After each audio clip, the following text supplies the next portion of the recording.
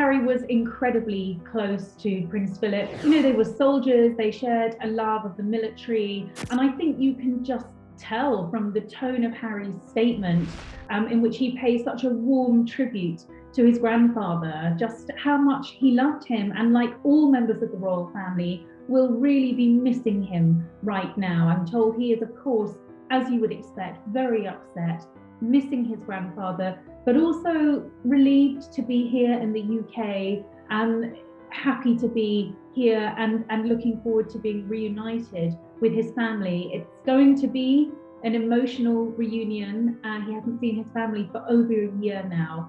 So I think many people are thinking there is a silver lining in all of this, that finally there will be a family reunion. We know that William and Harry have had a lot of problems over the past year, not least in the last month in the fallout of Harry and Meghan's Oprah interview. I think everyone's hope is that this is going to be an opportunity for William and Harry to spend some time together. They haven't actually seen each other now for over a year. You know, Zoom conversations, telephone conversations simply aren't the same as being together.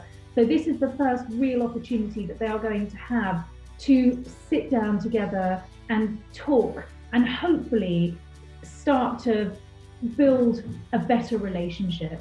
We don't know how long Prince Harry is going to be staying in the UK. We don't know how fleeting a trip this is going to be, but I think the hope is that there will be an opportunity at the right time for the brothers to sit down and talk. I think people are hoping that in all of this very sad story, that there may be a silver lining, and that will be that William and Harry can start to talk about things and hopefully put the past behind them and move on. Certainly, I think that's what the Duke of Edinburgh would have wanted. He was a family man. He was the patriarch of the royal family. He loved William and Harry, and he would have hated to have seen them fall out.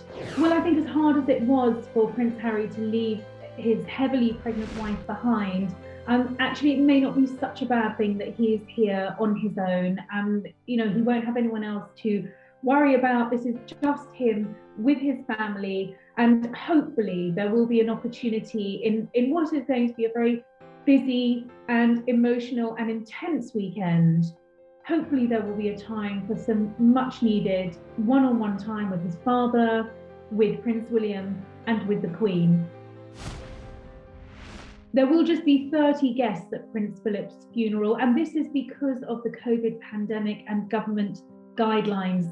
So it's a small guest list, which will comprise mostly immediate family, some extended family, and a few of Prince Philip's closest aides. But had we not been in a pandemic, this wasn't going to be a state funeral, but it would have been a bigger funeral than what we are expecting on Saturday, with probably around 800 guests. So aides have been working on reducing that guest list, crunching it down to 30. And of course, it will be the Queen who has the overall sign-off on who's going to be at St George's Chapel on Saturday. Prince Harry is already in the UK. He is here. He is in isolation or in quarantine at Frogmore Cottage, which is of course the couple's UK base. So what sort of a homecoming is it going to be for Prince Harry? Well, a deeply emotional one. I think that much we can be sure of. I'm sure that he's desperate to see his grandmother, the Queen. Of course, the Sussex's cottage, Frogmore Cottage, is a very short walk from Windsor Castle. It's literally a stone's throw. But because of COVID, Prince Harry simply can't see the Queen for the next 5 days. He has to self-isolate. But of course, given what has happened and what the Queen is going through, I would imagine that she is probably the first person he will want to see as soon as he's been given the all clear.